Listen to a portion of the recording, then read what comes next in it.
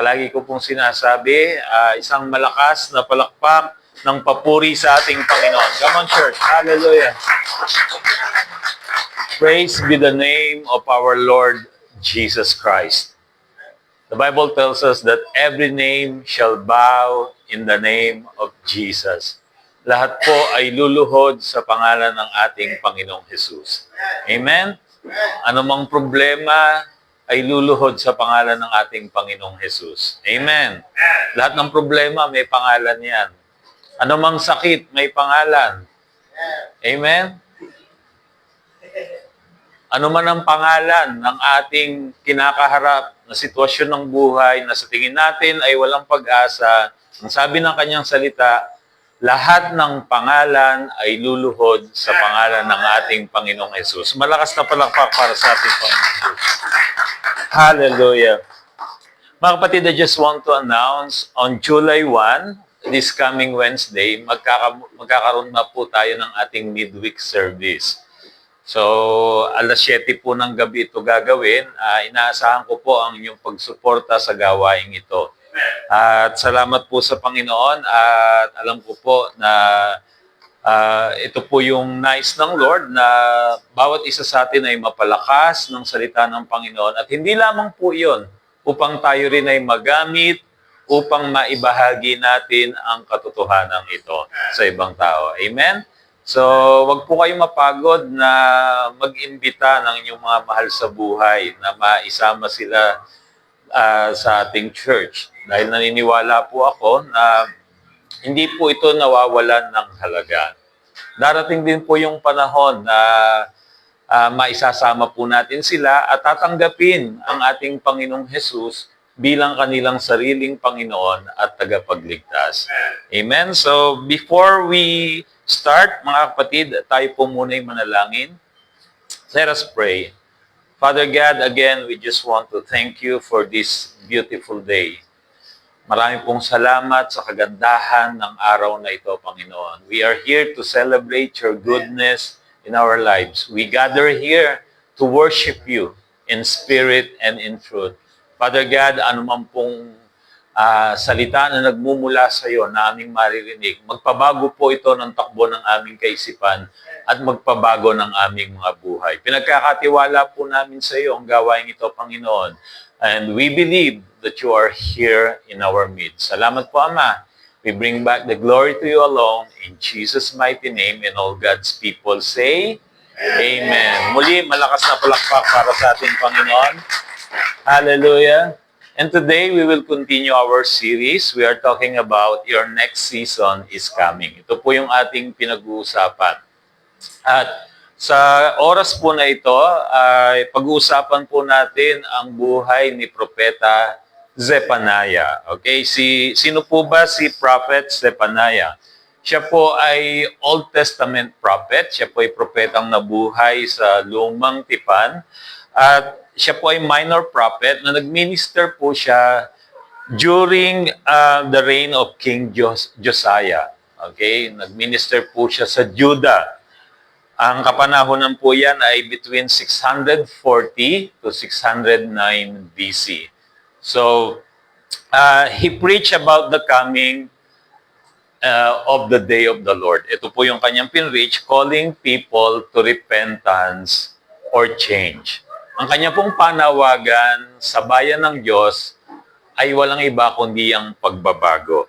Now, while also proclaiming God's grace, restoration, and salvation for His people. Do you believe, church, na yan po yung layunin at plano ng Diyos sa buhay ng bawat isang tao? Do you believe na mahal tayo ng Diyos? Hallelujah. Sa bawat isang tao, yan po yung plano ng Panginoon. Nais niyang ipakita ang kanyang masaganang biyaya sa magitan ng ating Panginoong Hesukristo.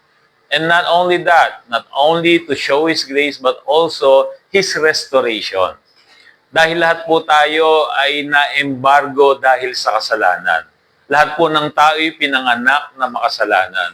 Kaya po ang Diyos ang gumawa ng paraan upang ang tao ay maligtas. Sa magitan ng pagsusugo, pagpapadala ng kanyang bugtong na anak, upang mamatay sa krus ng Kalbaryo upang bayaran ang lahat ng ating mga kasalanan so that our relationship with God will be restored.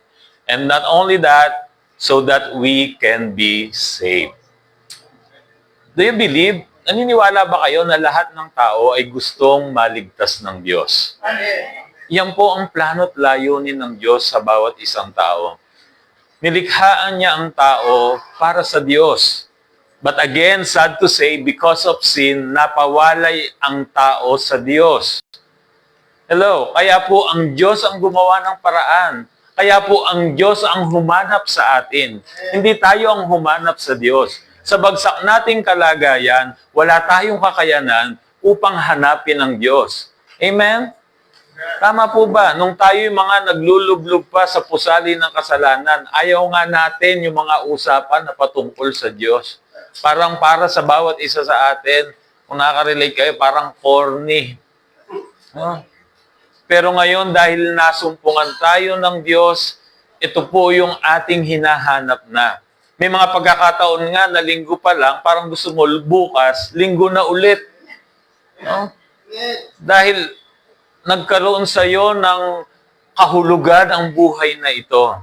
Nung natagpuan ka ng Panginoon, dahil naunawaan mo na ang tunay na layunin ng buhay ay nasa kamay ng ating Panginoon.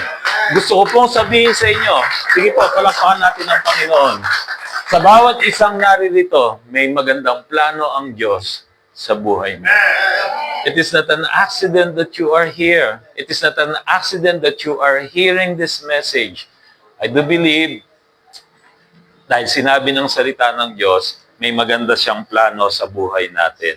Nais niya maranasan natin ang kanyang sukdulang biyaya, ang kanyang pagpapanumbalik sa kanyang layunin sa ating mga buhay at gayon din ang pagliligtas sa atin. Now today we will talk about two biblical things when grace leads you to change from the story of Zephaniah. Ito po yung ating pag-uusapan sa umagang ito. Dalawang malalaking bagay mula sa salita ng Diyos kung paano ang Panginoong Jesus, walang iba kundi ang kanyang biyaya. Amen. Malinaw po sa atin that the grace of God, ang biyaya ng Diyos sa atin, walang iba kundi ang Panginoong Jesus. Palagi kong sinasabi, ang grace or ang biyaya, hindi po siya topic sa Bible. Hindi rin po siya doktrina. Ang grace or biyaya, siya po ay person, none other than our Lord Jesus Christ. So dito titingnan natin dalawang malalaking bagay kung paano ang Panginoong Jesus ay nililid tayo sa pagbabago. Amen. Praise God. Number one, grace leads you to change. Ulitin ko po. Number one, grace leads you to change. Sa Tagalog, ang biyaya ng Diyos, walang iba kundi ang Panginoong Hesukristo, ang nag-aakay sa atin sa pagbabago. Tama po ba kung aamin tayo sa ating mga sarili? Hindi natin kayang, sa ganang ating sarili, hindi natin kayang baguhin ang ating sarili. Kung amin po tayo, kailangan natin ang ating Panginoong Hesukristo. Because siya lang po, pinagkaloob sa atin ng Diyos, at natanggap niya sa atin at siya'y nanahan sa ating mga buhay. Kaya siya po ay nasa loob natin, gumagawa sa atin.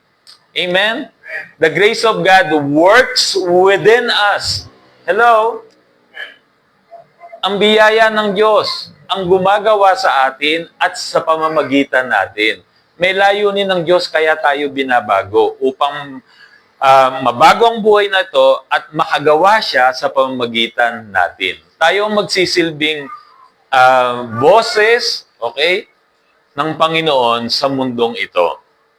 Hallelujah. So, in the message of Zephaniah, in chapter 1 and chapter 2, meron pong binabanggit na warning ang propeta. He talks about the day of the Lord. Pag naririnig po natin ang katagang ito, the day of the Lord, marami po itong kahulugan. Depende kung paano ginamit at kung anong konteksto ng binanggit ito. But in the book of Zephaniah, ito po ay nagpapakita ng spiritual complacency, kapabayang spiritual, and of course, false security. Na parang bali na seguridad, no? Kaya dito makikita natin ginamit ni Prophet Zephaniah ang word na the day of the Lord. It talks about judgment, paghuhusga. Now, tingnan natin yung verse in Zephaniah 1:14. It says here, "The great day of the Lord is near, near and coming quickly. The cry on the day of the Lord is what? Bitter. The mighty warrior shouts his battle cry." So makikita natin dito sa verse na ito na binanggit yung the day of the Lord at sinabi po dito, the cry on the day of the Lord is what? Bitter. Mapait. Bakit? Dahil ito ay ang araw ng Diyos, ito ang araw ng paghusga ng Diyos. But again, grace leads people to repentance or change.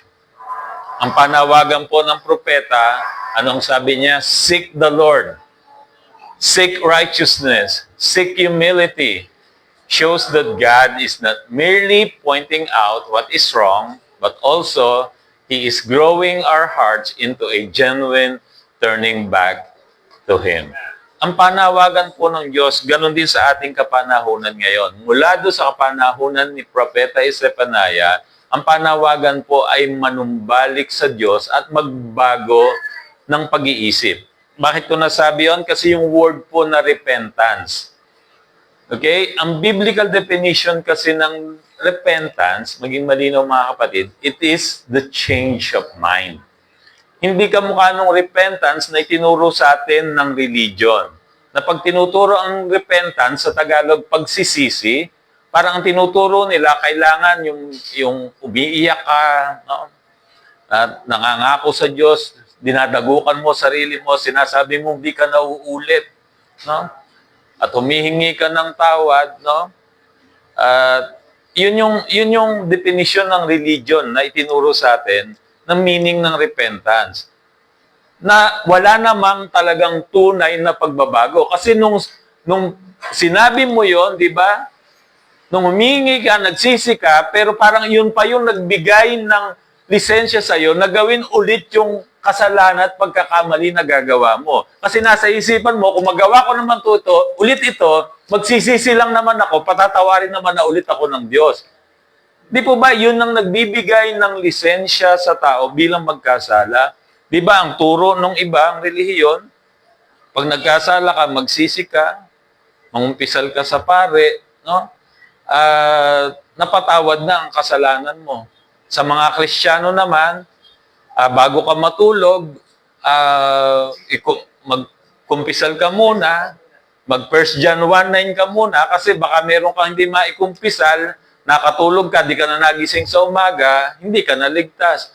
Mga kapatid, ang mga ganitong katuruan at kaisipan ay pinapawalang halaga ang tinapos na gawa ng ating Panginoong Hesus sa krus ng Kalbaryo. Listen to this. Once you are truly saved, kung ikaw ay tunay na ligtas, nilagay ko yung tunay. Kasi merong iba, akala nila ligtas sila, hindi pala. Hello? Tama po ba? Yung po yung delikado. Akala mo ligtas ka, yung pala hindi naman. Akala mo lang. Feeling mo. Listen to this. Ang kaligtasan hindi po nakabase sa ating pakiramdam. Kasi ang pakiramdam natin nagbabago. Kaya minsan, feeling mo ligtas ka, minsan feeling mo hindi. Kasi tinitingnan mo sa mga base sa iyong mga ginagawa. Listen to this. Our salvation o ang kaligtasan natin hindi nakadepende sa ating mga ginagawa. Ito'y nakadepende sa tinapos na gawa ni Kristo sa krus ng Kalbaryo na kung pananampalatayanan mo, tinanggap mo ang Panginoon bilang iyong Panginoon sa sariling tagapagligtas, you are saved forever. Amen? Hallelujah. So kaya sinabi ko, yung tunay na ligtas ay ligtas magpakailan-kailan pa man. Mga kapatid, mahalaga po itong bagay na ito. Ito po yung pinakamahalaga sa buhay na ito. na maging sigurado ka sa kaligtasan na meron ka dahil sa ating Panginoong Hesukristo. Tama po ba? Kasi baliwala ang buhay mo na nabuhay ka and yet pupulutin ka sa impyerno. Ayaw po ng Diyos yun. Ang impyerno ay ginawa ng Diyos hindi para sa tao, kundi para kay Satan at sa kanyang mga kampon. But sad to say, may mga taong pupunta sa impyerno not because of their sins. Hello? Dahil ang kasalanan ng buong mundo, binayaran ng Panginoong Hesukristo sa krus ng Kalbaryo. Now, ang tao ay pupunta sa impyerno pag tinanggihan nila ang inaalok na kaligtasan sa magitan ng ating Panginoong Hesukristo. Amen. Kasi yung iba, actually may kausap ako nung isang gabi, Kristiyano siya. Sabi niya, paano kung ngayon, di ba Kristiyano po ba kayo? Ay sabi niya, tinanong niya sa akin, paano, di ba Kristiyano ako, nagkakasala ako, paano yan, pupunta ba ako sa impyerno? Tinanong niya ako, nung isang gabi lang, nung kakilala kong dumadalo din sa isang Christian church. So, sabi ko, tama, nagkakasala pa tayo dito sa soul part natin. Nagkakasala pa po kayo? Nagkakaintindihan tayo?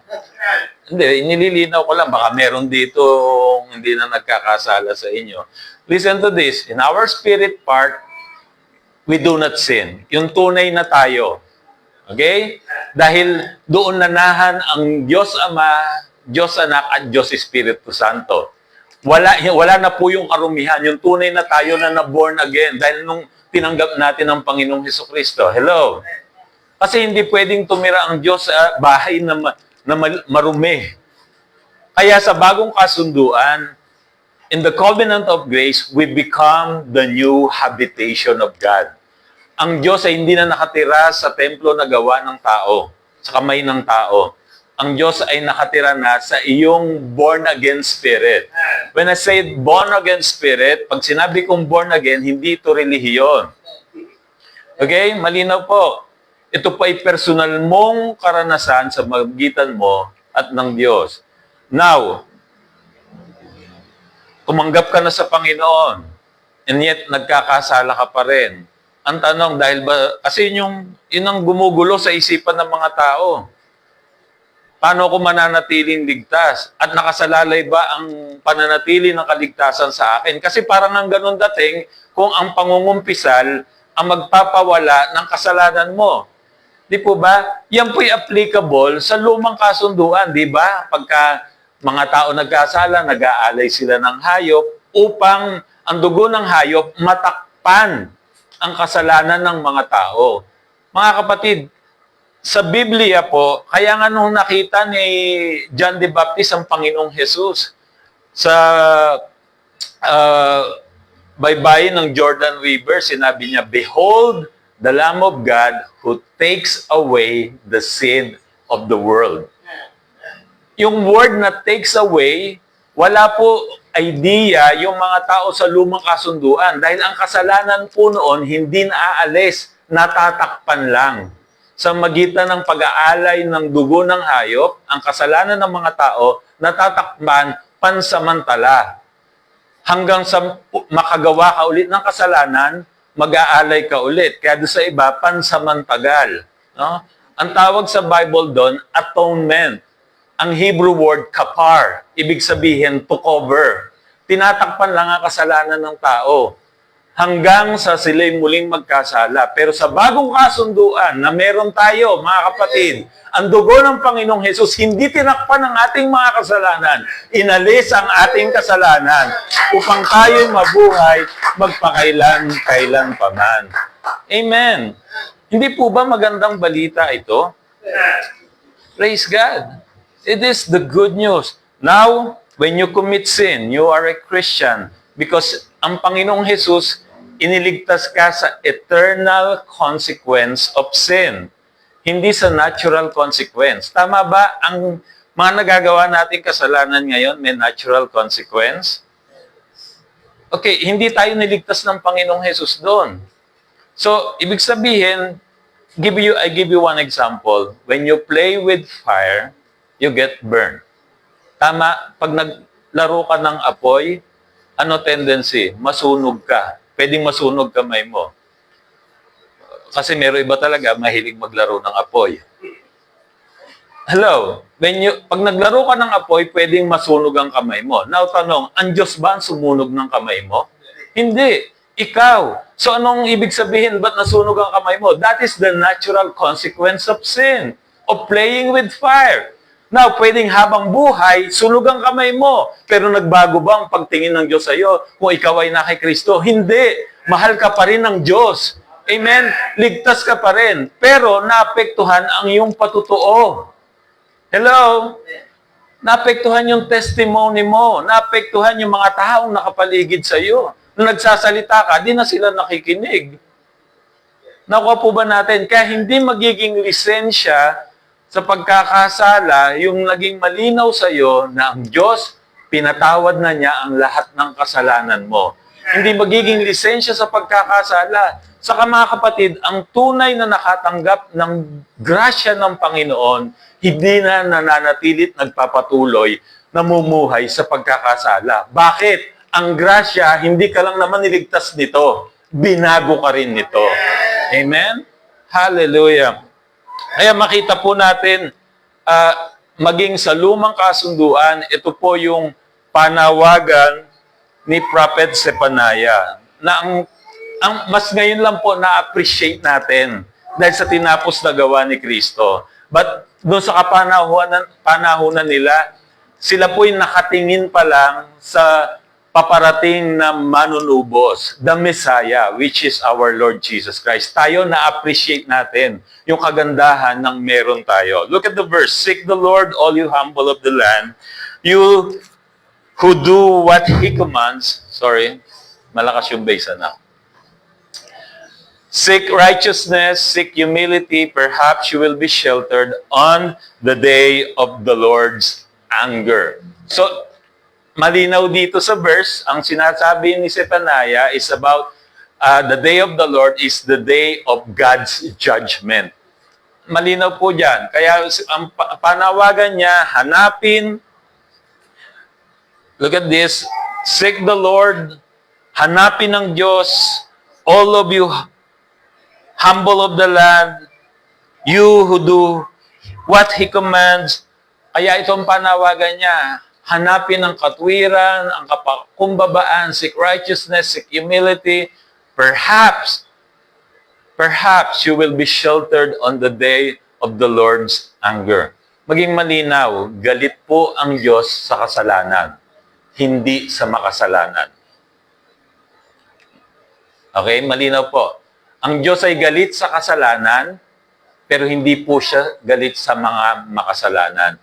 Kaya nga si Jesus ang sabi, Jesus is the personified will of God. Anong tawag kay Jesus? Friends of sinner. Hello? Hindi po ba magandang balita to mga kapatid?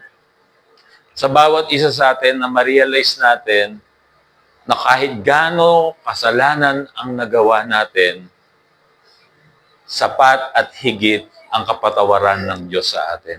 Wala pong kasalanan na hindi kayang patawarin ng Diyos. Ganon niya tayo kamahal.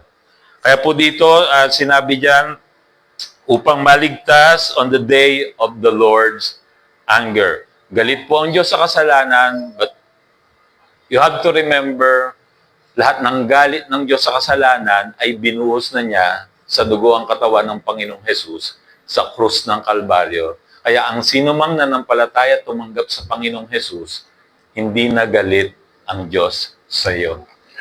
Tinanggap na tayo ng Diyos. Hindi na galit ang Diyos sa atin. Amen? Sino na lang ang galit?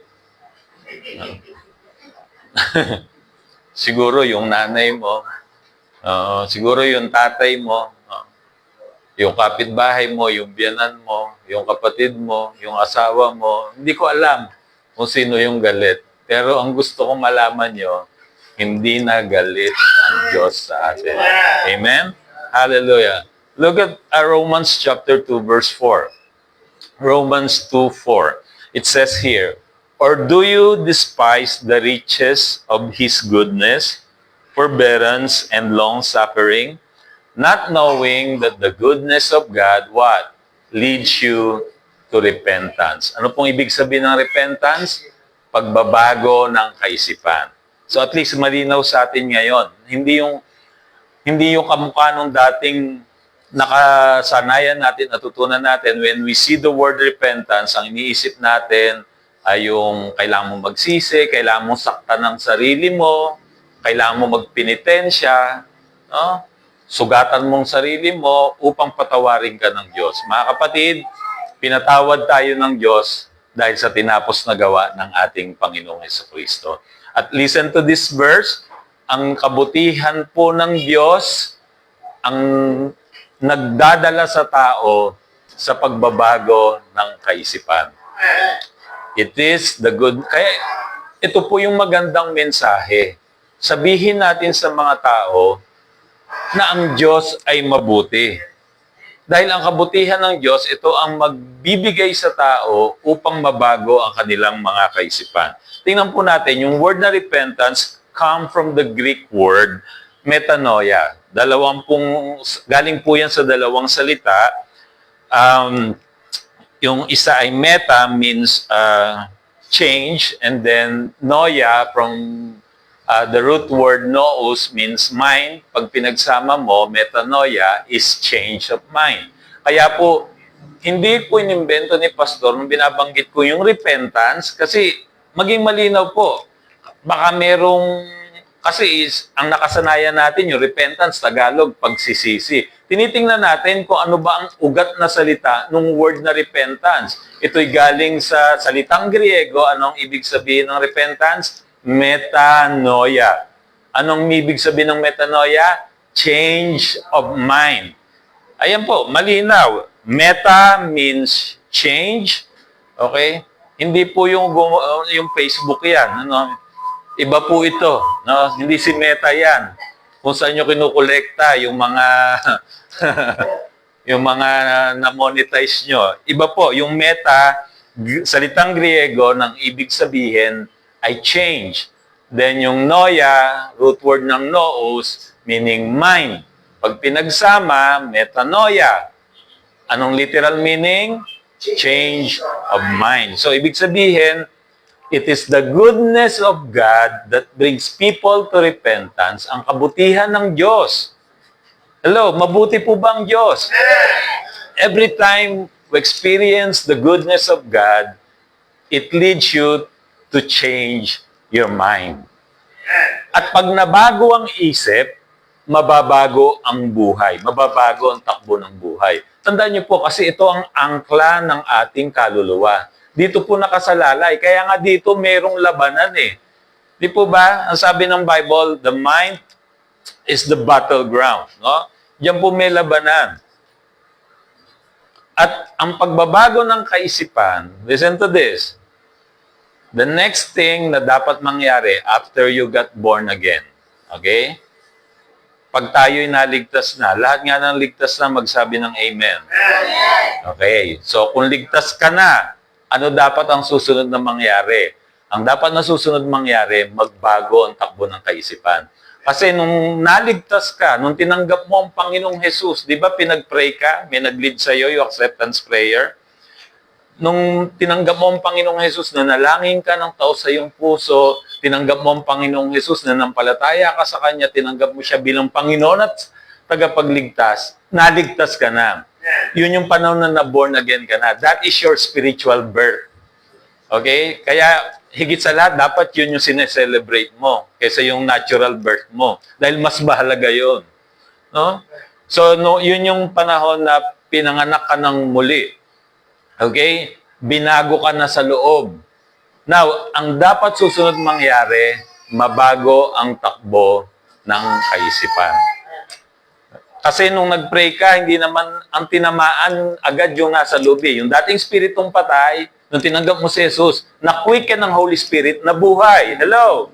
Pero tama ba nung after nun, binago ka na instantly doon sa loob? Pero tama ba yung sa yung kaluluwa, hindi pa nabago? Hindi kasi tinamaan yung ating soul part agad. Hello? Ano ang composition ng ating kaluluwa? Our mind, our emotion, and our will. Kaya yan po yung susunod na dapat mangyari. Matapos kang maligtas, dapat mabago ang takbo ng kaisipan. Sa magitan ng ano? Sa magitan ng salita ng Diyos. Kasi yan lang po yung kasangkapan, the only tool na binigay ng Diyos na mabago ito. Hello? But of course, you have to decide. Kailangan magdesisyon ka. Nakuha po ba natin? Kasi hindi ka pwedeng puwelyuhan ng Diyos. At magbago ka ng isip mo, magbago ka ng isip mo. Of course, gusto ng Diyos, mabago yung isip mo dahil sobrang mahal ka niya. Ayaw niya na maranasan mo ang hindi magagandang bagay sa buhay na ito. Pero you have to decide. Pwede kang tinanggap mo si Kristo at hindi pa nagdesisyon kang wag baguhin ito. Now, langit pa rin ang punta mo. Hello? Kaya lang, kung hindi ito mababago, ang kaisipan na ito ay tulad pa rin ng lumang kaisipan, hindi ka naman pupunta sa impyerno, pero mararanasan mo ang impyerno dito. Hello? Kaya nga, ang goal ng sanctification process sa ating kaisipan ay maging katulad tayo ng Panginoong Hesukristo. Maging katulad ng kaisipan ng Panginoong Jesus. That is the goal of the sanctification process in our soul. Kaya dapat mabago ang takbo ng ating isipan. Kasi hindi yan instantly tinamaan. Tama? Nung nag-pray ka ng acceptance prayer, pagdilat mo kung mahina ka sa math, pagdilat mo mahina ka pa rin sa math. Tama? Halimbawa, di mo alam ang sagot sa 6 times 6, nag-pray ka sa Lord, pagdilat mo, hindi mo pa rin alam ang sagot. Pero pwede mo namang mapag-aralan. Hello? Pero ang punto ko, hindi yan agad tinamaan. Ang tinamaan, instantly yung ating spirit. But yung soul, kailangan pa na mabago yung ating isipan. Dito po kasi nakaangkla. Kaya mahalaga na pinoprotektahan natin ang ating mga kaisipan. Pinoprotektahan natin yung ating mga nakikita.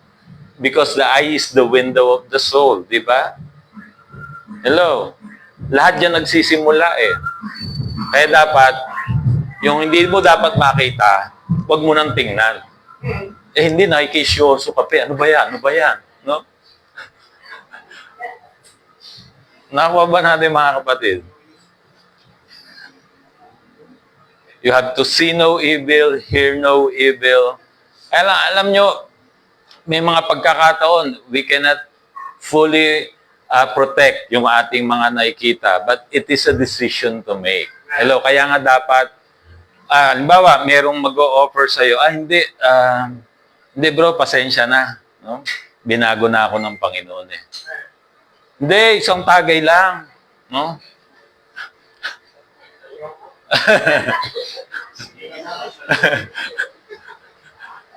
Sige na, bro. Matagal ka nang hindi nakakatikim, di ba? Eh, tandaan nyo yung kanta, nagsisimula yan sa patikim-tikim. No? Huwag mong bigyan ng pagkakataon. Hello, ang kaaway. Do not give the devil a foothold sa iyong buhay. Wala. Anong tsansa na matukso ka kung wala ka doon sa lugar na yon? Anong tsansa ni Adan at ni Eva na makain nila ang pinagbabawal na bunga kung wala sila sa ilalim ng puno? Ang dami-dami kasi, ano ba business nila doon sa ilalim ng puno? Eh, binawal nga doon. Hello? Ikaw, ano ba business mo dyan? Kung nasaan ka man. Oh, you can just say no to sin. Hello? Huwag mo sabihin, hindi, pastor, marupok ako. Ako'y tao lang na nadadarang at natutokso rin. No? Dupukin mo mukha mo. No? Tama, tao ka. Hello? Tao po kayo? Tama. Kasi yung iba, yun yung sinasabi, hindi, pastor, tao lang. No? Marupok. Yes, tao ka, pero hindi ka tao lang. Tao ka na pinananahanan ng Espiritu ng Diyos. Amen? Marahil sa iyong ganang sarili, hindi mo talaga kaya, marupok ka talaga. Pero magandang balita, hindi ka sa yung ganang sarili lang. Kasama mo ang Diyos. Amen? Hindi ba magiging deterrent ito kung malinaw sa ating isipan na kahit saan ako magpunta, kasama ko pala si Lord? Kahit pala kung ano pinanunood ko, nanonood din pala si Lord. Hello, di ba magiging deterrent ito sa buhay natin? Na hindi mo nagagawin yung isang bagay dahil malinaw sa iyo, kasama ko ang Panginoon. Di ba palagi ko halimbawa, may papasukin kang isang lugar. Hindi mo pwede sabihin, Lord, diyan ka lang sa labas. Hindi mo magugustuhan ang makikita mo sa loob. No? Pang-akin lang to. No? Baka mahirapan ka, Lord. No? Baka di mo kayanin. Hindi po pwede yun. Kasi nanahan na sa iyo ang Diyos eh. Kaya bilang mananampalataya, you can just simply say no to sin. Amen? It's just a matter of perspective in life. Pag malinaw sa iyo na kailangan mabago ang takbo ng kaisipang ito. Now, it will not happen in an instant. It is a process. Kaya wag maging mapanghusga. Hello? Baka mamaya nagtitinginan kayo dito, ito yung binabanggit ni Pastora, no? Now, ito kagandahan sa biyaya ng Diyos.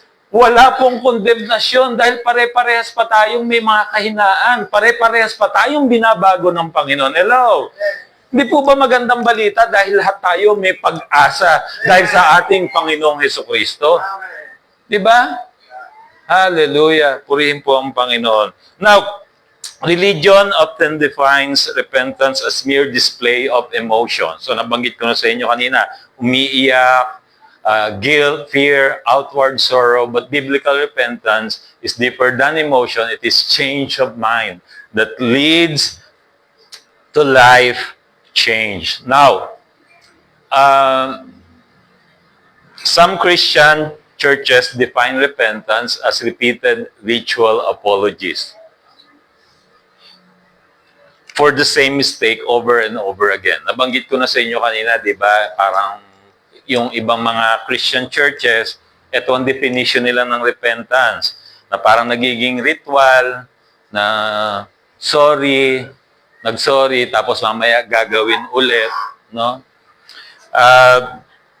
But true biblical repentance is a grace-produced change of mind that leads to life change. This is a transformed way of thinking that leads to a new creation. It is not just a remorse. It is seeing God, seeing yourself, seeing your life differently because of grace. Maging malinaw na dapat makita mo na hindi na ikaw yung dating ikaw. Dahil ikaw ay na kay Kristo, ikaw ay isa ng bagong nilalang. Do not believe the lie of the devil. Nasasabihin sa iyo, hindi. Kita mo, nagagawa mo pa rin yung dati mong ginagawa. Minsan ganyan bumubulong sa iyo ang kaaway. Hindi ko alam kung nasa kanan mo, nasa kaliwa mo, bumubulong. Pa-church.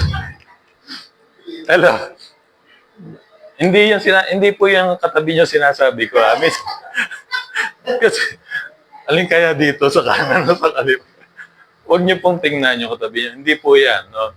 Minsan may mga bulong ang kaaway sa atin. Iyan ba ang sinasabi mong Kristiyano? No? Pa-church ka pa. Naalala mo ba yung ginawa mo kanina bago ka pumunta dito sa church?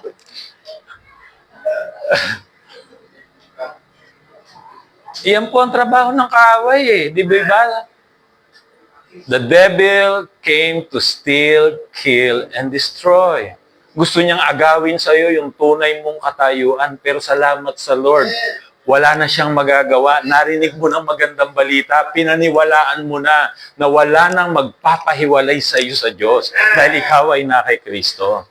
Di ba kasi yan ang kasinungalingan, nais niyang patayin ang apoy sa puso mo sa paglilingkod sa Panginoon. Di ba? Ito yung trabaho ng kaaway. Siya ang nangungundi na. Sabi ng Bible, he is the accuser of the brethren. Di po ba? Ganyan ang trabaho niya. Totoo ba? Yan ang mga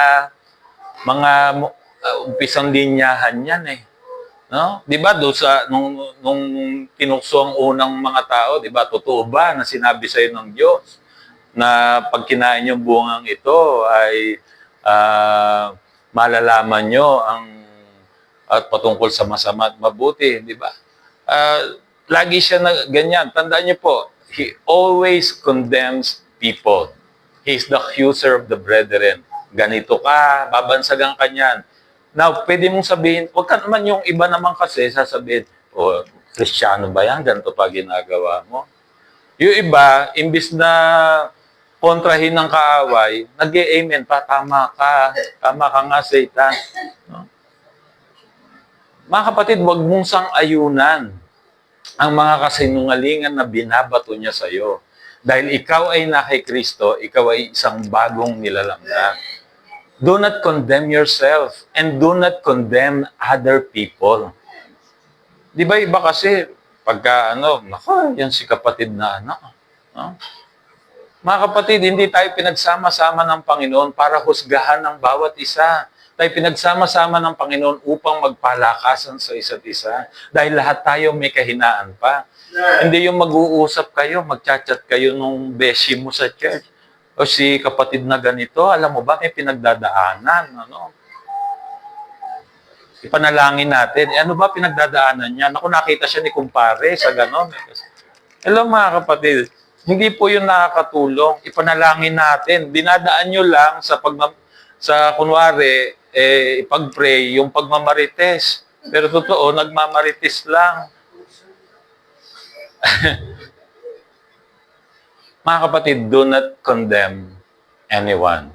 Huwag nyo na pong tulungan ang demonyo sa trabaho niya. Di ba? Yun kaya na po niya. Minsan may mga Kristiyano na tinutulungan pa si Satan sa trabaho niya. Huwag niyo na pong tulungan. Please, kaya na niya yung trabaho niya. Condemning people. Now, again, we all made mistakes. But our mistakes ay hindi po magpapabago ng pagmamahal at pag-ibig sa atin ng Diyos. And knowing this, knowing that our God is so good, this will lead to the changed mind.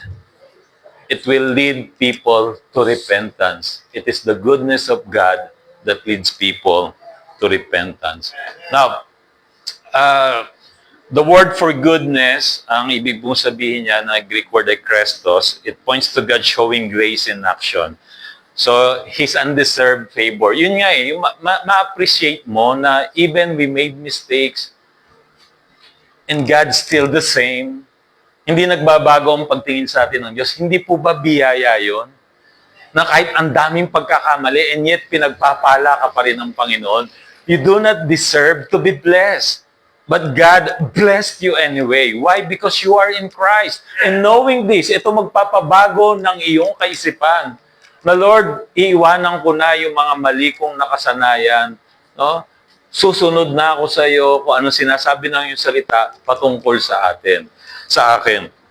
Now, His undeserved favor actively reaching towards us. In simple terms, God's grace in action. Kumikilos, gumagawa ang biyaya ng Diyos, ang Panginoong Jesus sa buhay natin. Hindi pa po tayo finished product. Hello? We are still all work in progress. May ginagawa pa ang Diyos sa bawat isa sa atin. Now, God's grace in action is what produces a changed mind. Every time na maranasan mo ang kabutihan ng Diyos, ito nagpapabago ng ating kaisipan. At pag nabago ang kaisipan, mababago po ang puso, mababago ang buhay. Now, the word Christos is fully revealed in the finished work of Jesus Christ at the cross. And listen to this, change is not a condition to be accepted. It is the response to already being accepted and reconciled. Hallelujah. Napakaganda po nito. Hindi ka po tinanggap ng Diyos dahil nagbago ka na. Hello? Tinanggap ka muna ng Diyos, kaya ka nagbago. Amen? Hallelujah. Yung po ibig sabihin na to. Doon sa krus ng Panginoon, dahil tinanggap mo at pinanampalatayanan ng Panginoong Jesus, Yung pagbabago, hindi po ito kondisyon para tanggapin ka.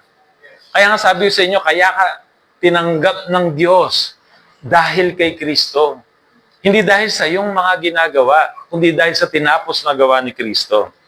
It is the response to already being accepted and reconciled because God is good all the time. Pwede po ba nating sabihin to? 1, 2, 3, go! God is good all the time. Ito pa, it is the goodness of God that brings change. Do you believe that, mga kapatid? Now, grace does not demand change before acceptance. It releases acceptance that produces change. Kaya ka na bago kasi tinanggap ka muna ng Diyos. Ito nagpapabago ng ating kaisipan eh. Kasi iisipin mo sa sarili mo, hindi ka katanggap-tanggap sa harapan ng Diyos. And yet, tinanggap ka ng Diyos.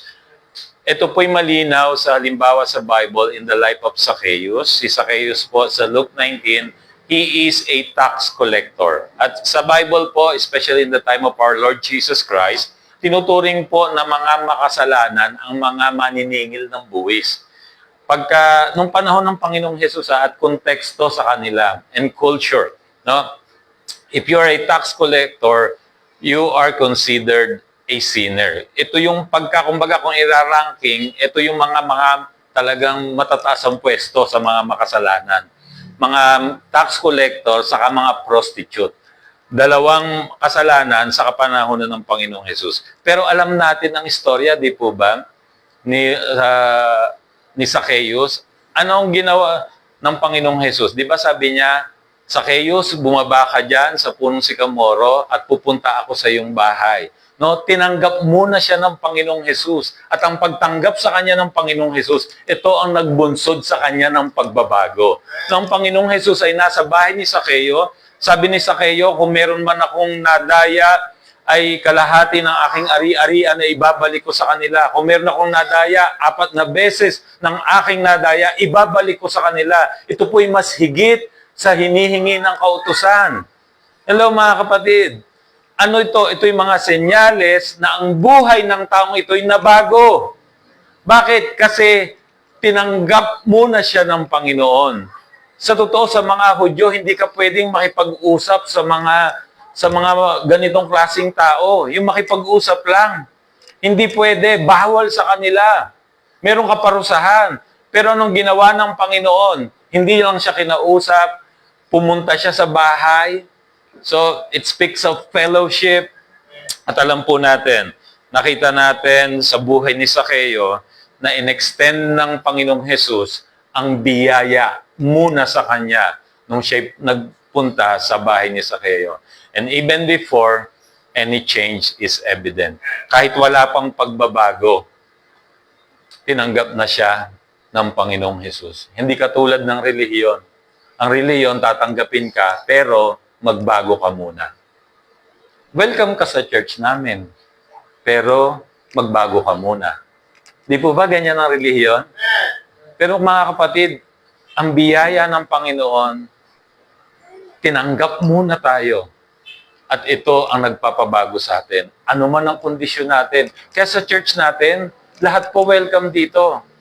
Kahit gaano kalaking kasalanan, kahit mga halangang kaluluwa, no, walang kaluluwa, basta may kaluluwa, welcome po dito. No? Hindi ko alam ba't ba sinasabi mga halangang kaluluwa, nakita ba nila? Anong halangang kaluluwa? Patagilid? Hindi ko alam, no? Hindi, alam natin na parang figure of speech, no? Pagka yung mga sobrang samae ka, mga halangang kaluluwa. Pero yun ang magandang balita. Walang halang na kaluluwa na hindi kayang diretsuhin ng Panginoon. Amen? Kaya kung may kilala kayong halangang kaluluwa, imbitahin nyo sa church natin. At maranasan nila ang walang kondisyong pagmamahal at pag-ibig ng Diyos upang sila'y maligtas. Of course, one classic example, si Mary Magdalene in John chapter 8. Di po ba? Siya po yung una siya natagpuan sa paanan ng Panginoong Hesus. Okay? siya po ay muling natagpuan sa paanan ng Panginoong Jesus. But this time, naglilingkod na sa Panginoon. Nung kanya nang binuhusan ng mamahaling pabango ang buong katawan ng ating Panginoong Jesus. Customary sa Hudyo. So it is also exactly true in the life of Mary Magdalene. She encountered the forgiving love of Jesus. And her response was deep devotion and a changed life. Nabago po ba ang buhay? Now, in practical life, when grace confront areas of weakness, it is not condemning you. Pagka yung, alam nyo, minsan pag may nababanggit, no, na minsan sa church yun, nakakalungkot. Pag halimbawa may nababanggit yung pastor na kinukumpronta yung area of weakness ng buhay ng isang tao, ang tendency ng tao magalit. No? Lalo na kung first time lang dumalo, tapos parang lahat nung pinagdadaanan niya, parang alam na alam ni pastor. Ang naiisip nila, nako, itong nag-imbita sa akin, sinumbong ako nito kay pastor. Kaya parang ako ang pinatatamaan talaga ni pastor. Ako yan, kulang na lang pangalanan. Mga kapatid, ipe-personalize po ba ang mensahe para lang sa'yo? Hindi lang naman ikaw nag-iisa rito. Now, ito po ay pagkumpronta ng Diyos sa atin dahil nais tayong baguhin ng Diyos. Imbis na magalit ka kay pastor. No? Kasi iba nagagalit, hindi na ako atin sa church na yan. No? Ba't hindi mo tanggapin na ito ay grasya ng Diyos sa iyo na nais kang ituwid dahil alam ng Diyos na mali yung daan na tinatahak mo. Di po ba? Now, it is not God condemning you. It is inviting you to change your mind and realign with your true identity in Christ. Na dapat kasi makita mo ng buhay na ito sa katotohanan na ikaw ay na kay Kristo at ito ang identity mo na binago ka na ng Panginoon. Tulad po ng ginawa ni Apostle Paul in the Church of Corinthians. Kaya binanggit niya sa 1 Corinthians 1:2. Yung church po sa Corinto, ang dami nilang problema. Nag-aaway-away yung magkakapatid, no? Inggitan, o yung iba sa utangan, yung sa iba hanggang pati yung sa communion, sa program, nag-aaway-away. Pero tingnan natin kung anong ginawa ni Apostle Paul. Look at this.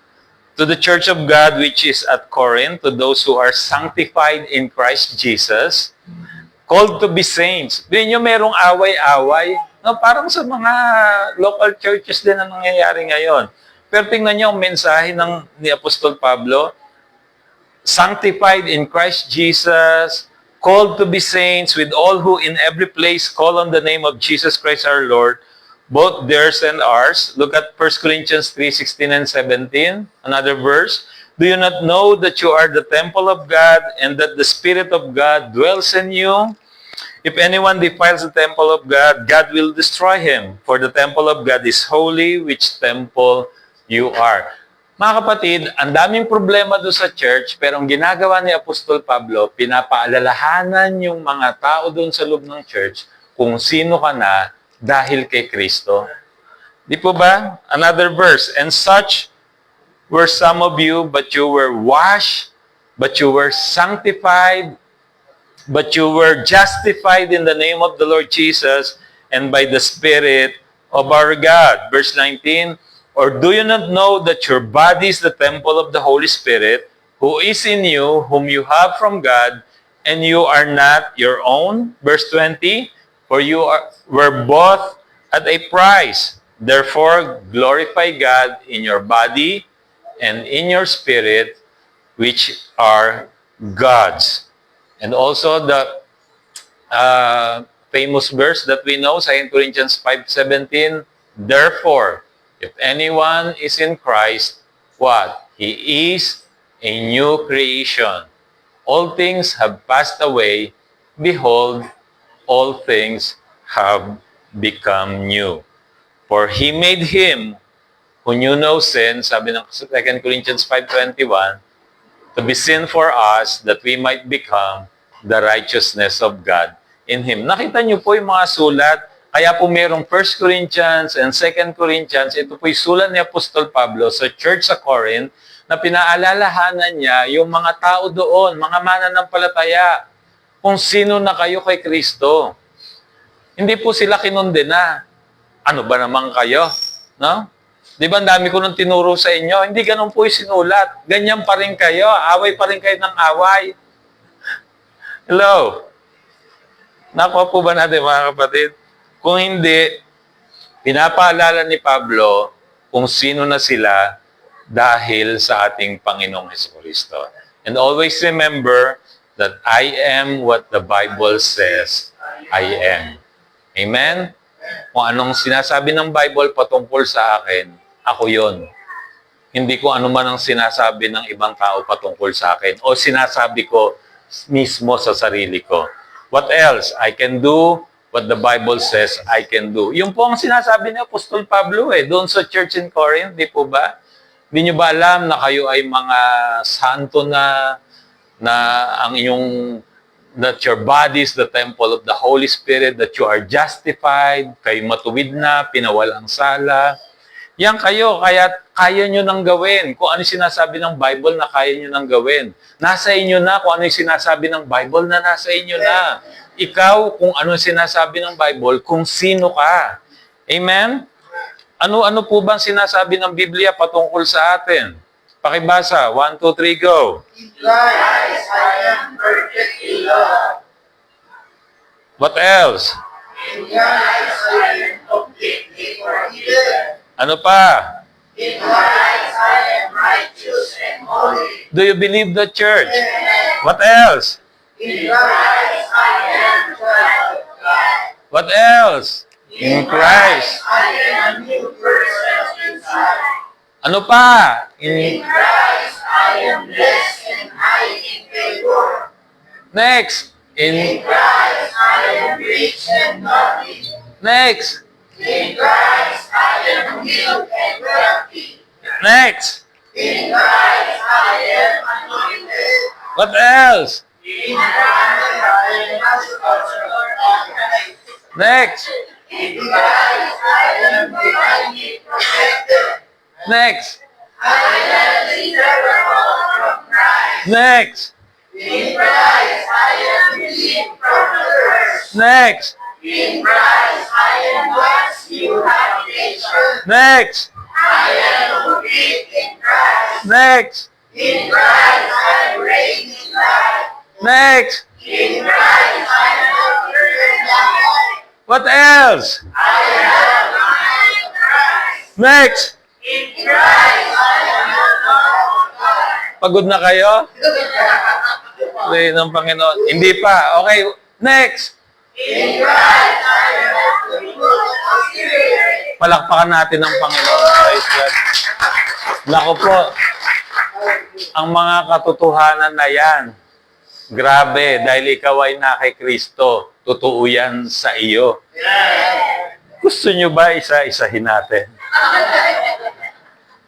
Aabutin tayo dito ng madaling araw. Grabe.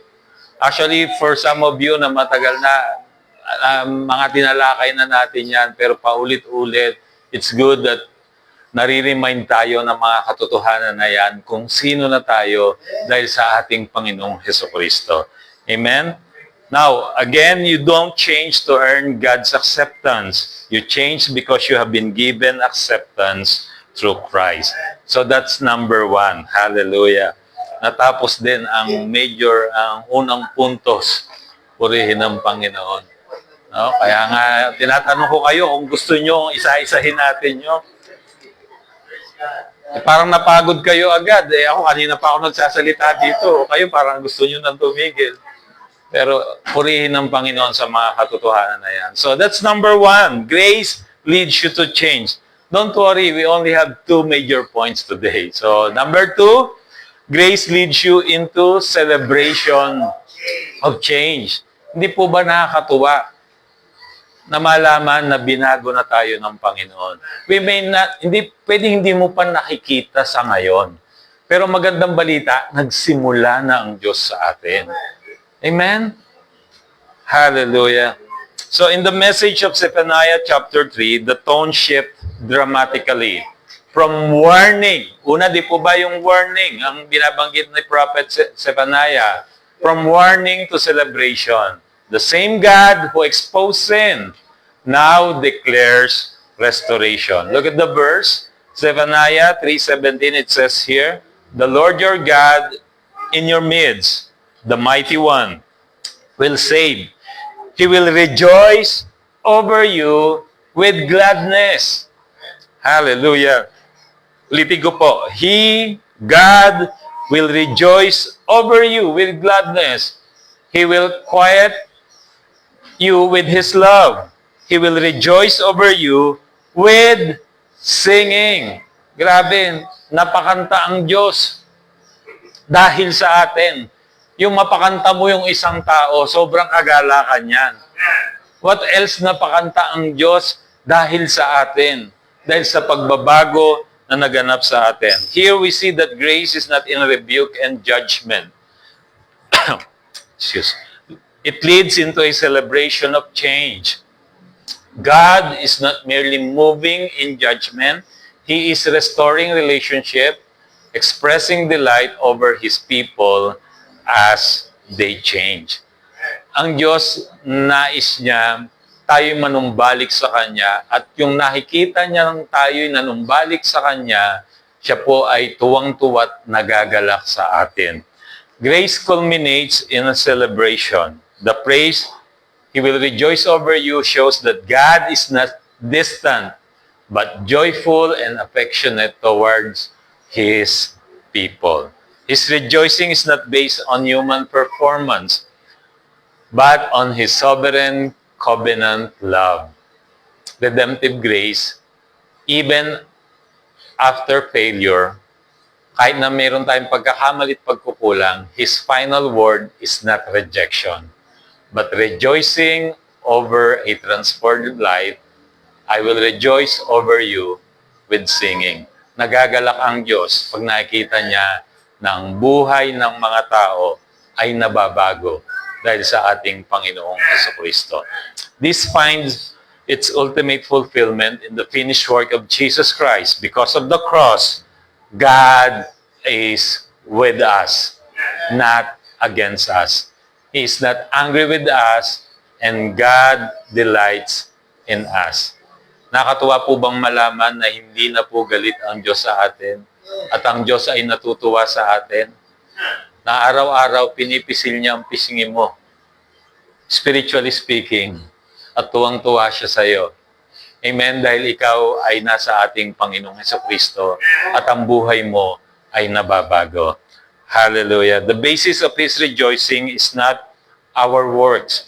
Hindi dahil sa ating mga ginagawa, but Christ's complete and perfect work. As Hebrews 10:4 declares, for by one sacrifice, He has made perfect forever those who are being made holy. And all of us, the perfect picture is the story of the prodigal son. I know a lot of you are familiar with this story. In Luke chapter 15, verses 11 to 24, alam niyo po istorya ng prodigal son, di po ba? Nung bumalik po yung anak, when the son returned, the father did not merely accepted him. Hindi lang siya basta tinanggap. The father celebrated his return with so much rejoicing, music, and great feasting. Di po ba? Nung bumalik yung anak, kasi doon sa ama, para sa kanya, ang anak kong ito'y patay na, pero ngayon muling nabuhay. Ang anak kong ito'y nawala, pero ngayon ay natagpuan. Mga kapatid, yan po yung larawan ng bawat isa sa atin. Lahat tayo'y patay dahil sa kasalanan. Lahat tayo'y ligaw, na-embargo dahil sa kasalanan. Lahat tayo'y nawala. Pero nung tayo natagpuan ng Diyos, siya po'y tuwang-tuwa't galak na galak. Amen? Tulad po ng istorya na ito, sa totoo lang, tuwang-tuwa yung ama, ibinalik yung lahat ng nawala doon sa anak. Binigyan ng sandalyas, binigyan ng robe, binalik yung identity, yung authority, binigyan ng singsing. Hello? Yan po ang ginawa ng Diyos sa atin. Bilang kanyang mga anak, nung tinanggap natin ang Panginoong Jesucristo, ibinalik niya yung mga bagay na nawala sa atin. Yung ating identity, ibinalik niya. Hallelujah. You know what, mga kapatid, kaya nga po, yung mga kaisipan na ito at mga katotohanan, ito po yung magpapabago ng ating mga buhay. Hindi ka na masasadlak sa takot, sa depression, sa guilt, knowing God is always with you. Di po ba? Hindi ka na nawawalan ng pag-asa dahil si Jesus ang iyong buhay na pag-asa. Sa totoo lang, ang mga sitwasyon ng buhay na to talaga ngayon. Kaya nga, nakikita natin ang daming mga tao na nauso yung about mental health. No? Kasi dito yun sa kaisipan Ang daming mga kabataan, nagkakaroon ng depression. No? Bakit? Kasi, grabe na ang kasamaan sa mundong ito. Medyo, nandun ang takot mo, nag-aaral yung anak mo, biglang may babarel. No? Di po ba? Now, ano man ang dahilan, hindi tayo nagtataka kasi kung ang tao'y makasalanan, ang gagawin niyan talaga kasalanan. Hello, lahat tayo pinanganak na makasalanan, kaya ang nagagawa natin ay pagkakasala. Nakuha natin mga kapatid, kaya nga napakahalaga ng pagbabahagi ng mensahe ng kaligtasan ng Panginoong Hesus. Dahil pag tinanggap nila ang Panginoong Hesus, ang buhay ay mababago. Kahit na yung mga taong sa tingin mo wala ng pag-asa, kaya silang baguhin ng ating Panginoon. Amen? Kaya po, pag malinaw ito sa ating mga isipan, sa totoo, hindi kayang arukin ng limitadong kaisipan na to, minsan ang mga bagay na nangyayari sa buhay na ito. Kaya sa totoo lang, kung aamin tayo, hiwalay sa ating Panginoon, hindi natin kaya. Apart from Christ, we are nothing. Amen? Pero salamat sa Panginoon, tayo po ay natagpuan ng kanyang sukdulang biyaya. Anong tayo natagpuan? Nagbubunyi ang langit sa isang kaluluwa na naligtas. Merong kasiyahan, merong awitan. Sabi nga dito, di ba, napakanta mo ang Diyos dahil sa buhay na nabago.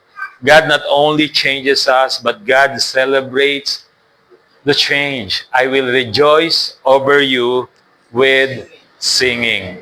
Again, tulad po ni Mary Magdalene in Luke chapter 7, verses 37 to 38. Nabago ang buhay. Tuwan-tuwa po ang Diyos. Di po ba? Yung nakakita, yung mga taong nakapaligid sa Kanya, nung binuhos yung mamahaling pabango, ang halaga ay 1 taong sweldo. Sabi nung iba, sayang yung pabango. Ba't di na lang sana binenta at tinulong sa mga mahihirap? Wow, parang,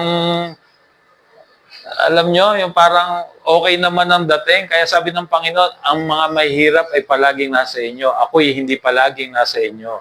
Tama ang ginawa ng babaeng ito. Kasi malinaw dito kay Mary Magdalene kung gaano kalaking kasalanan ang pinatawad sa kanya. Kaya yung sa ibang tao nakita napakalaking halaga, para sa kanya ito'y walang halaga kumpara sa natanggap niyang kaligtasan mula sa Panginoong Hesus.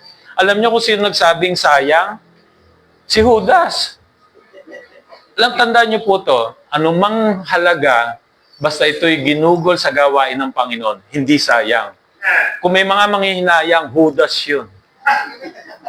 Kasi si Judas ang nanghinayang Hindi po nasasayang ang inyong pagkakaloob sa Panginoon, saan man ito magamit. Sila na po ang may pananagutan sa harapan ng Panginoon, pero ang inyong pagkakaloob sa Panginoon, hindi po ito nawawalan ng halaga. Alam nyo, yung iba, parang sa kanila, hindi pa malinaw, kaya medyo pagdating sa pagkakaloob sa Panginoon, medyo nahirapan pa sila kasi hindi malinaw sa kanila na hindi naman sa kanila yon. Tandaan nyo po, anumang bagay na meron tayo, pinagkatiwala lang sa atin ng Panginoon. Magsusulit at magsusulit tayo. Basahin natin ang mga parabola sa Bible. Nang dumating yung may-ari, nagsulit sila kung gaano silang naging matapat sa pinagkatiwala sa kanila. At tandaan nyo, ang inyong pagkakaloob, merong karampatang gantimpala pagdating natin sa langit. Kung ikaw ay naging matapat sa pinagkatiwala sa iyo. Yung iba kasi, kaya nahihirapan, iniisip niya, kanya yon. Hindi sa iyo yan. Pinagkatiwala lang yan sa iyo ng Diyos. At ang totoo, ikaw ang nagkakaroon, ikaw ang nakikinabang sa tuwing nagkakalob ka sa Panginoon. Ang iyong tinatabi mo ang unang araw ng linggo. No?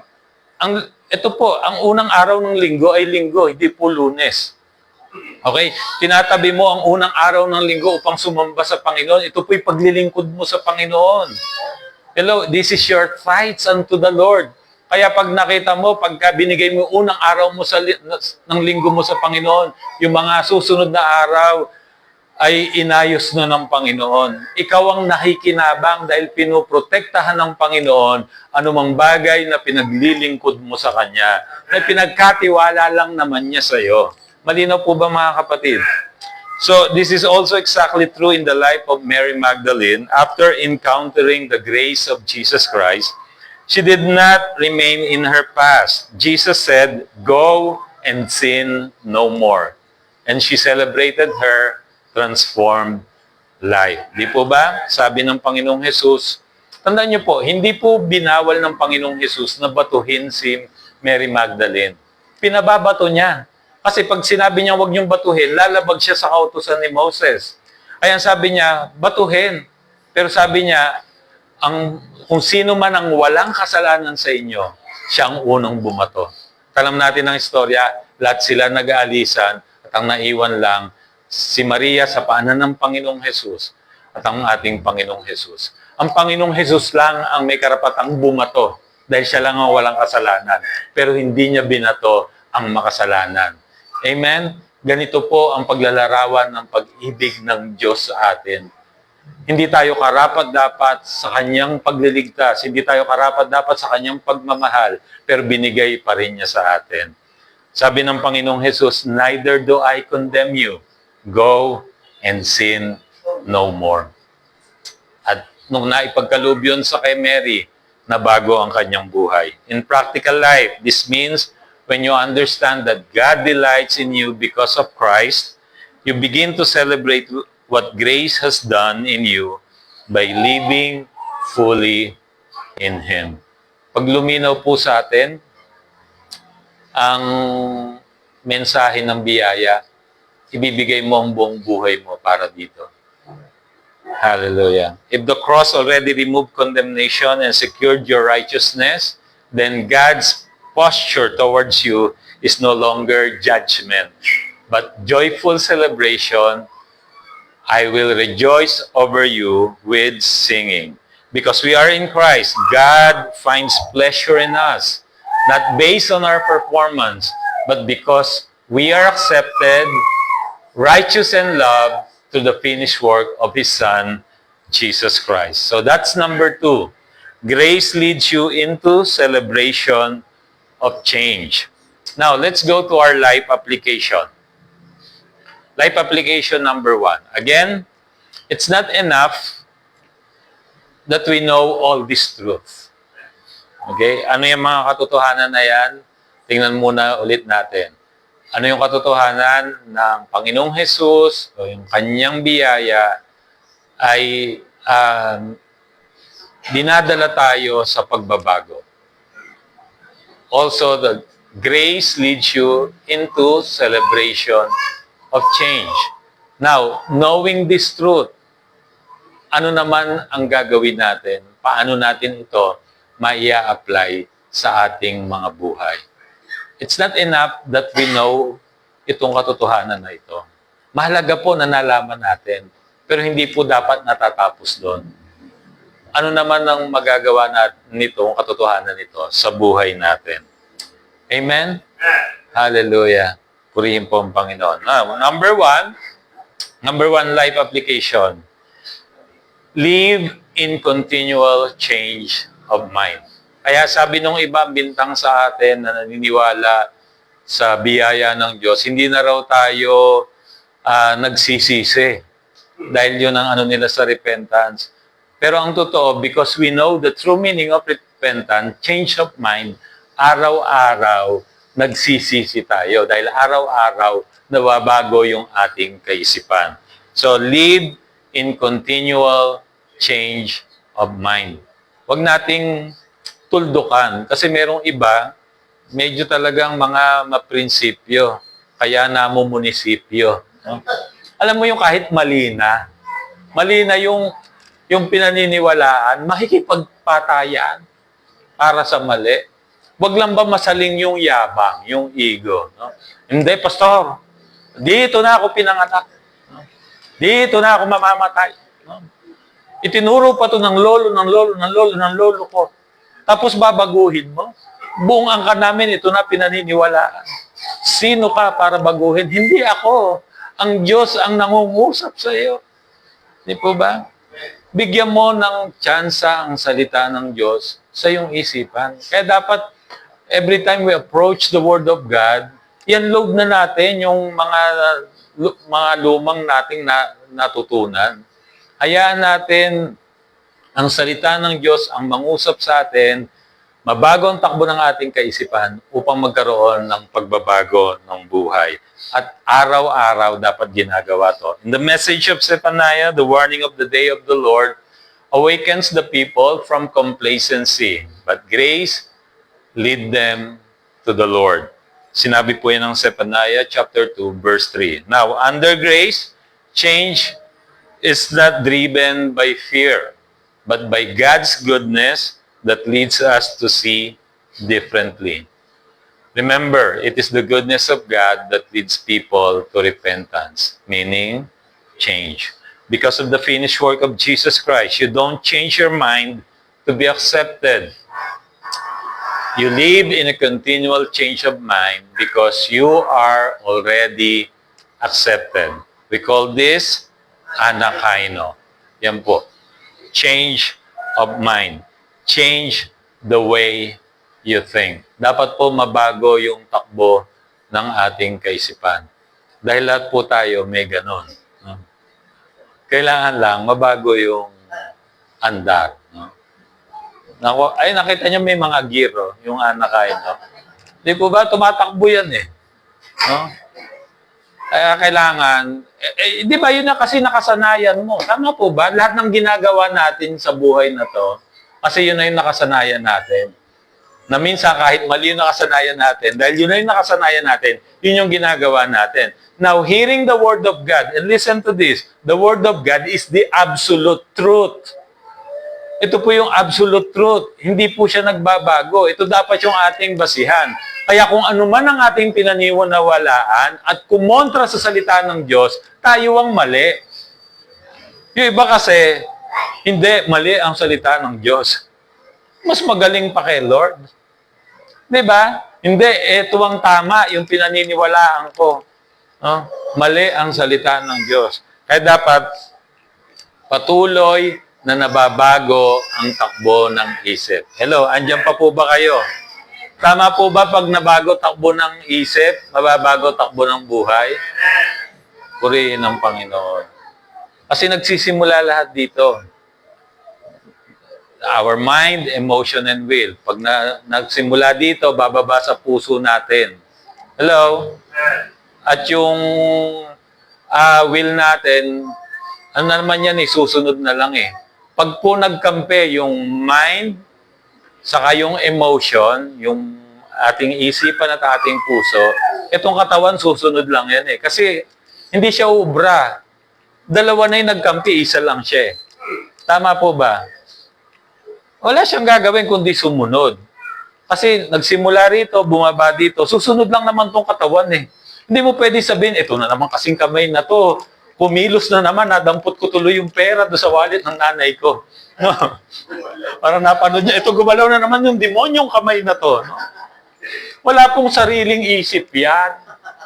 Kaya yung gumalaw, naisip mo, walang nakatingin. No? Nabigyan lang ng pagkakataon, wala namang pinanganak na magnanakaw. Hello, meron ba kayo nakita nung pinanganak, nangupit agad ng pera ng doktor? Naku, to, batang to, magnanakaw paglaki. Wala pong, hello, nabibigyan lang ng mga, nagsimula kasi dito eh.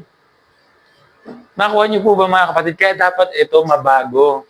Kasi pag pumunta rito, bababa dito, nagkampi na sila. Wala naman tong gagawin to katawan kundi sumunod eh. Kaya pag ang nasa isipan dito, makasalanan, ano yung expect mo? Bababa dito, kasalanan, ang gagawin, kasalanan. Malinaw po ba mga kapatid? Kaya nga dapat mabago ang takbo ng kaisipan. Araw-araw. Now, number 2. Celebrate change no matter how small it may seem. Kahit gaano kaliit na pagbabago. Sabi ko nga sa inyo, yung iba kasi mapanghusga. Narinig lang na napamura yung katabi. Naku, ito si kapatid na nagmumura pa. Napakatagal lang. Ito na nagtayo ng simbahan na. No? Ugat na to ng simbahan, na inugat na to sa simbahan. Nagmumura pa. Hindi mo alam. Dati, kada araw, 100 ang mura niyan. Ngayon, isa na lang, tinira lang niya talaga para sa'yo. No? Tapos sinusgahan mo pa. Hello, di ba? O kung dating 100, nabawasan ng 99 na lang ngayon, celebrate na din. Ano na? Dati nakakalimang bote yan. Ngayon, 4 na lang. O, celebrate na din. At least nababago unti-unti. Hindi naman ko ay, umattend na sa church bukas. Santo na yan talaga. Wala na. Di ba, hindi. Kukundinahin pa. Oh, ikaw, narinig ba sinabi ni Paso? No? Pag-uwi nyo ng bahay. Impyerno ka. Hindi po nakakatulong. Hello, nandiyan pa po ba kayo mga kapatid? Always, do not feel condemned. You are hearing this message dahil merong gustong itama sa atin ng Panginoon. This is how God disciplined us. Ganito tayo dinidisiplina ng Panginoon sa pamagitan ng Kanyang salita. Yes, hindi ganun kadali. Hindi naman talaga, masakit naman talaga. Talaga namang ang pagdidisiplina ng Diyos, sabi nung iba, palo ng Diyos, masakit talaga. But listen to this, ang palo ng Diyos hindi sa magitan ng sakit at kahirapan. Hello. Kasi kasama yung tinubos ng ating Panginoong Hesus sa krus ng Kalbaryo. Kasi yung iba, sabi nila, nagkasakit ka, pinapalo ka ni Lord. Wow! Nakaka-encourage, kapatid, ha? No? Salamat sa encouragement mo. No? Nagkasakit, ikaw kasi di ka attend ng, ayaw mo kasi mattend ng mattend. No? Absent ka na absent sa church, hayan tuloy. Tapos, dumadating ka dun, hindi ka man nag-o-offering. Yan, na-hospitalize ka tuloy, no? Mga kapatid, hindi nakakatulong. No? At hindi yun, ayan, pinapalo ka ni Lord. Tigas kasi ng ulo mo. Hindi po ganon. Ang pagkokorek, ang pagdidisiplina ng Diyos sa atin sa magitan ng Kanyang salita. Now, kung tinatamaan tayo, magalak ka. Praise God. Kinukorek ako ng Panginoon. Hindi po ba? Hindi, iba sa atin. Sumisimangot. No?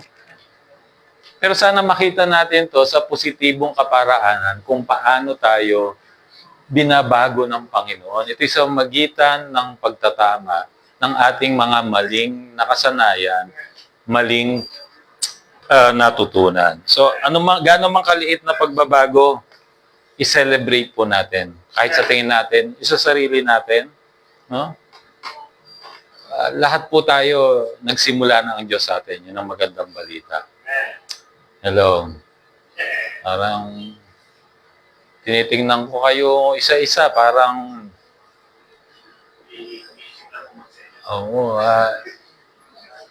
lahat tayo binabago ng Panginoon sa ating kaluluwa. Purihin ng Panginoon. Praise God. Now, si Zephaniah reveals that grace not only confronts sin, it also rejoices over transformation. God delights in hearts that turn back to Him and change. Ang sabi niya, I will rejoice over you with singing. Now, never despise small beginnings of change. Huwag po nating walang bigyan ng pagpahalagahan, yung maliliit na pasimula ng pagbabago sa buhay ng isang tao. Celebrate natin or sa buhay natin. No?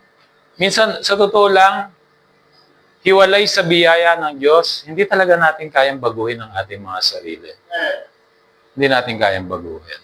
No, may mga bagay tayo na ginagawa dati, na nagulat na lang tayo, inalis ng Panginoon. Nawala na yung appetite, nawala na yung desire. Hello? Dati talagang gusto mo naman talagang alisin, kaya lang parang di mo talaga magawa eh. Di ba, minsan napipigil mo, ilang buwan, ilang panahon, pero darating ang minsan lalo ka na po frustrate, ang tagal mo nang tinigil, 10 taon na. Tapos biglang bumalik ka na naman. Kasi umasa ka sa iyong sarili. Sa iyong sariling lakas. Kasi iba mayabang, hindi, pastor, kaya kong baguhin ang sarili ko. No? Nandiyan pa po ba kayo? Magbibigay lang po ako ng halimbawa. No? Na minsan ang bigat para sa akin. Pero please hear this from the Word of God because He loves you so much. Example. Now, nagkakaintindihan naman tayo. Walang gray area sa Lord pagdating sa sin. All of us nagkakamali. Hello? Kasi iba binibigyan lang ng gravity yung sin eh. Parang may mas mabigat. Diba? Parang hindi, ito, milyon ang ninakaw nito. Mas grabe siyang magnanakaw. Eh ako, 10 piso lang. No. Stealing is stealing. No, magnakaw ka ng 1,000,000, magnakaw ka ng piso, magnanakaw ka pa rin. Kaya sabi nung iba, milyon na nanakawin ko, pastor.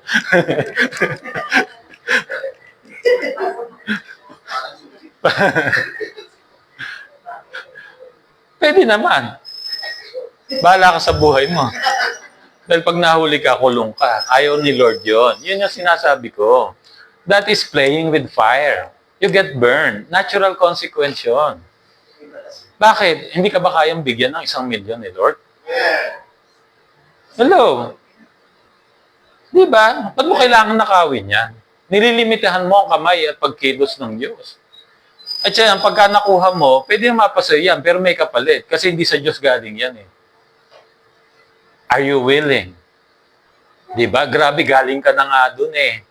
Naranasan mo na nga ang pagpapalaya, ang kapatawaran, ang kapayapaan na pinagkaloob ng Panginoon, and yet babalik ka pa. Isang halimbawa, kasi iba medyo hindi, pastor, yung pagsisigarilyo, kaya kong iwasan yan. Candy lang ang katapat niya, candy. Mga kapatid, makakaisang pabrika ang ng candy, hanggang sa mawala ang ngipin mo. Hanggang sa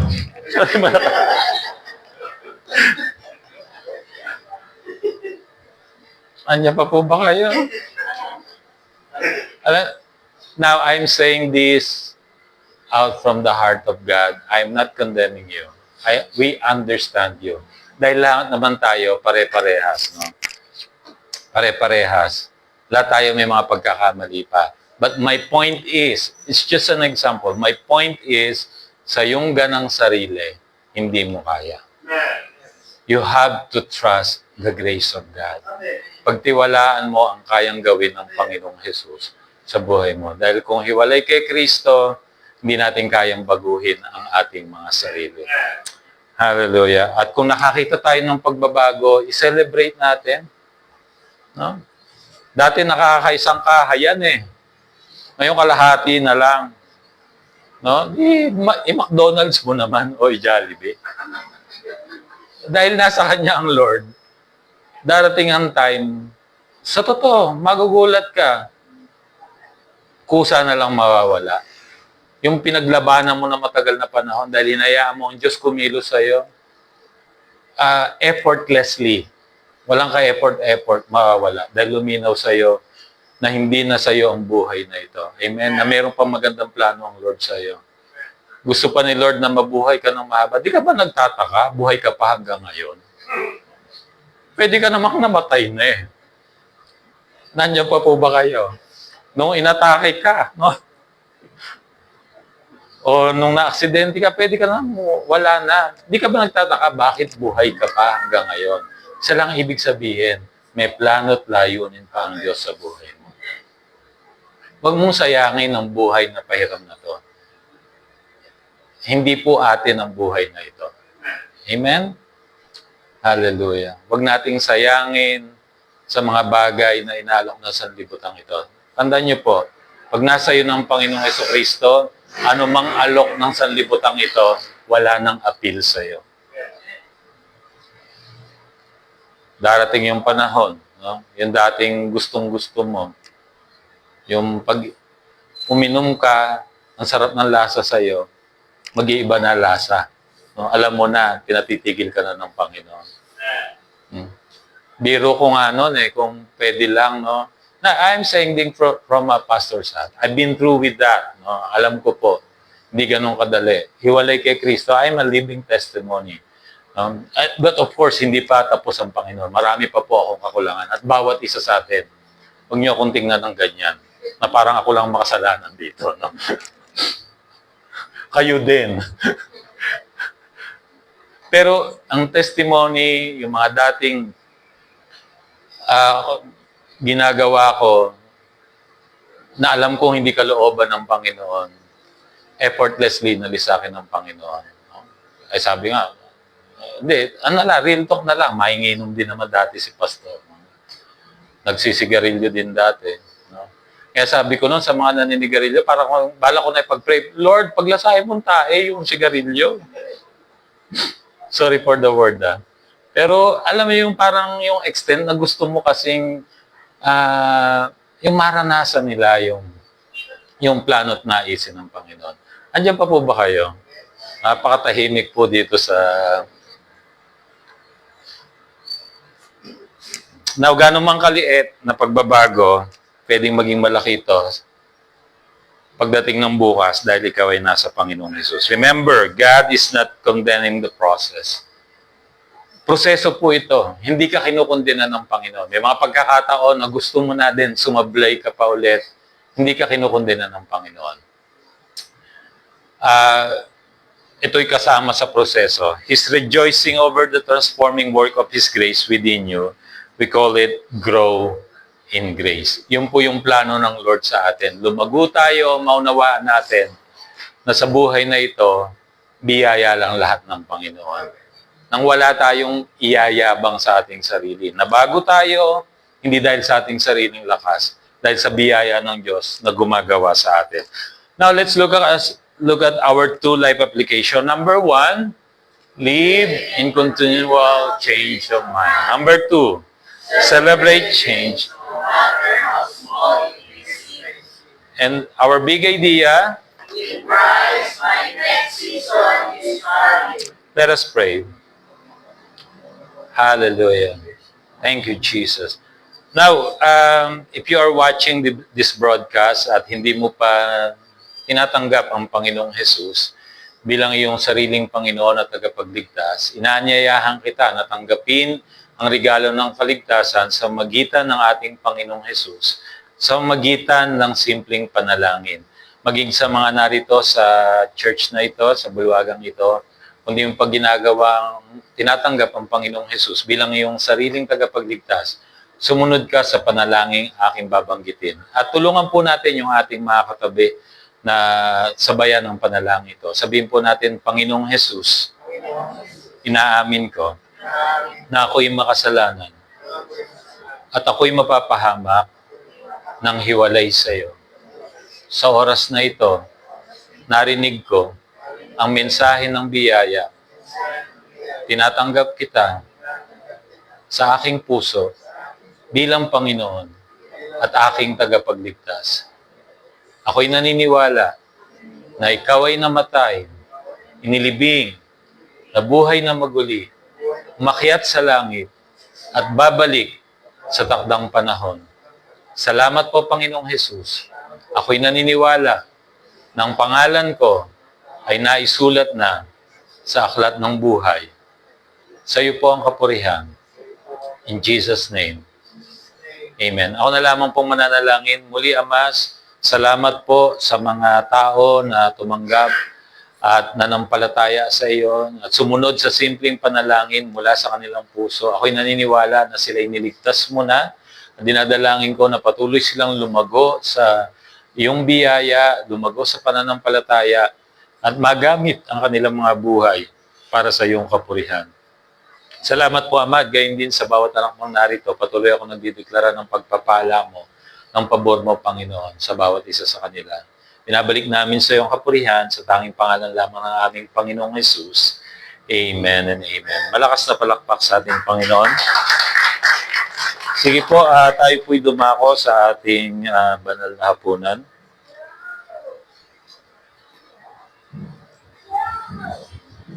Thank you. Thank you.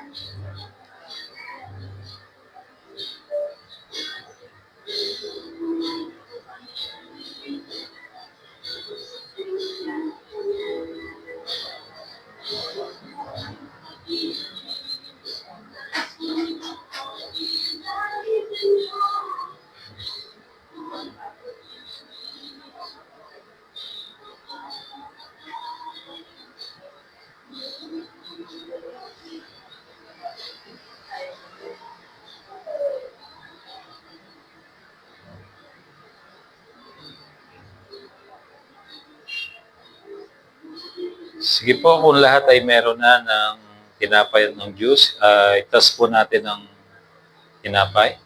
Tayo po'y manalangin.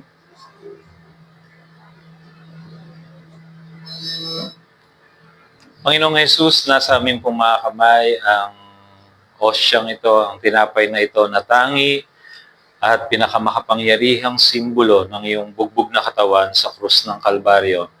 Sa oras na to, amin pong inaalala at pinapahalagahan ang iyong katawan, Panginoon, na sinabi ng iyong salita na dahil sa iyong mga latay, kami po iyong nang pinagaling. Inaangkin namin ng may pananampalataya at dinideklara na ang araw na ito ay araw ng aming himala. Ang araw na ito ay ang araw ng aming kagalingan. Salamat po, Ama, at sa iyo namin binabalik ang lahat ng kapurihan sa pangalan ni Jesus. Amen. Tanggapin po natin.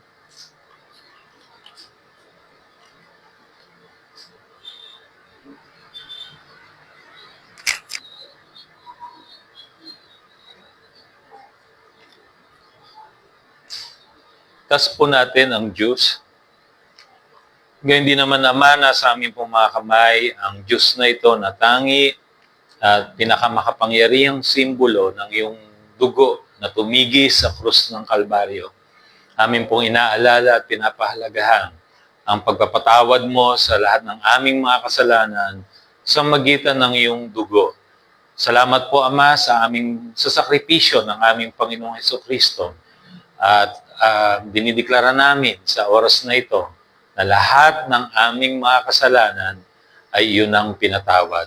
At kami yung tinanggap dahil sa sakripisyo ng aming Panginoong Jesus. Sa iyo po ang lahat ng kapurihan, sa pangalan ni Jesus. Amen. Tanggapin po natin.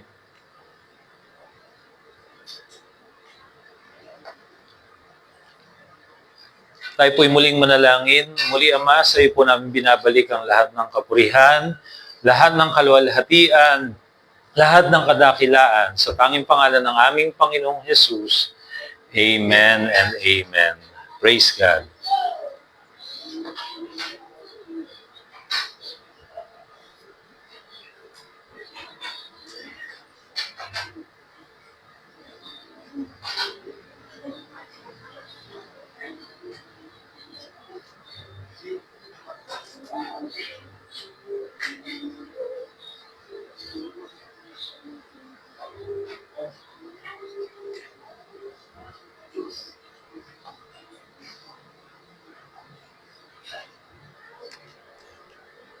Sa offering. Okay, dako po tayo sa ating offering prayer. Before we collect our tithes and offering, hilingan po natin si Ma'am Iris to lead us in offering prayer.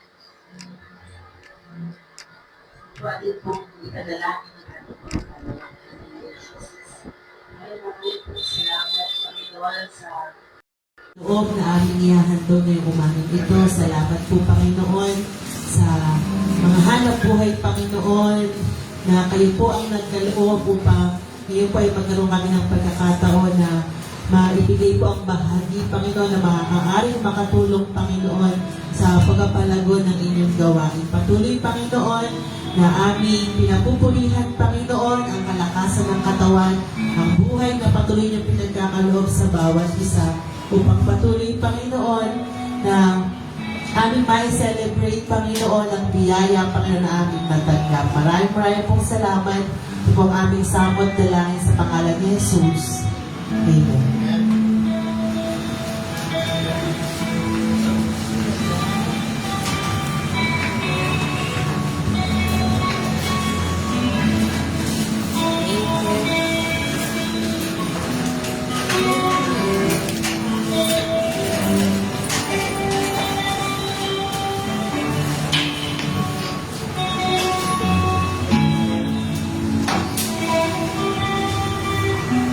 Muli po tayong tumayo at ating tumawitan ng ating Panginoon.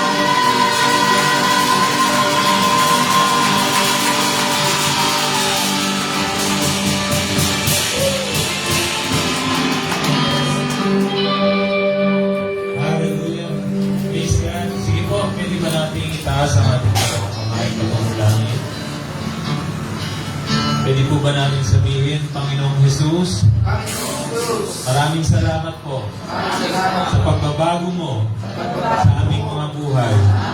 Ako'y nananampalataya at isang bagong nilalang dahil sa tinapos na gawa ng aming Panginoong Jesucristo. Panginoong Jesus, maraming salamat sa iyong sakripisyo sa krus ng Kalbaryo. At ito'y pinananampalatayanan ko. At ako'y naniniwala na ako'y pinamuran, pinagpala, malakas, masigla, mabubuhay ng mahaba sa pangalan ni Jesus. Amen. Ako na lang po mananalangin muli, Ama, pinagkakatiwala ko ang bawat anak mo na narito, Panginoon. Nakataas ang aming mga kamay, tanda ng pagsuko sa iyong kalooban. Salamat, Lord, sa iyong sunggulang biyaya, sa iyong pag-ibig na walang kondisyon. At Ama, dinideklara ko ang dala ng buong isang linggong ito ay iyong pinaguran at pinagpala ng Panginoon. Nagdideklara ko ng buhay, Panginoon, sa bawat anak mo na narito. Salamat po at amin po inaangkin ang katagumpayan dahil sa tinapos na gawa ng aming Panginoong Jesucristo. So po namin binabalik ng maingat ang lahat ng kapurihan, ang lahat ng kalwalhatian sa tanging pangalan lamang ng aming Panginoong Jesus. Amen and amen.